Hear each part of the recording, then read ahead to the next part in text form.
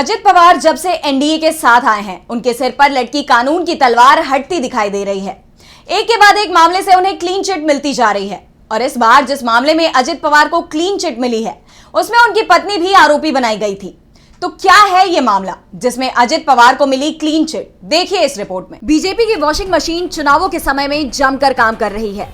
NDA के साथ आने का अजित पवार को बड़ा इनाम मिला है। सीट बंटवारे में भले ही अजित पवार के हिस्से ज्यादा कुछ नहीं आया, लेकिन कानूनी जांच के मामले में जरूर उन्हें बड़ी राहत मिली है। सबसे पहले तो सिंचाई घोटाले में अजित पवार को क्लीन चिट मिली और अब कोऑपरेटिव बैंक केस में उन्हें क्लीन चिट दे दी गई है। 25,000 करोड़ के महाराष्ट्र स्टेट कोऑपरेटिव बैंक घोटाले मामले में आर्थिक अपराध शाखा यानी ईओडब्ल्यू की तरफ से क्लोजर रिपोर्ट दाखिल कर दी गई है। इस मामले में अजित पवार के साथ उनकी पत्नी सुनेत्रा भी आरोपी थी। अब उन्हें भी पाक साफ बता दिया गया है। ईओडब्ल्यू की तरफ से दाखिल क्लोजर रिपोर्ट में कहा गया है कि जरांदेश्वर कोऑप शुगर मिल को गुरु कमोडिटी से जारंदेश्वर शुगर मिल्स प्राइवेट लिमिटेड को रेंट पर लेने में कोई भी अवैध गतिविधि शामिल नहीं है। हालांकि प्रवर्तन निदेशालय या ईडी की तरफ से दाखिल चार्जशीट में बताया गया था कि गुरु कमोडिटी और जारंदेश्वर शुगर मिल्स ने लीज को वास्तविक दिखाने के लिए कागजों पर लेन देन किया था। क्लोजर रिपोर्ट में कहा गया कि जारंदेश्वर कोऑप शुगर मिल को साल 2010 में नीलामी के लिए 13 टेंडर मिले थे।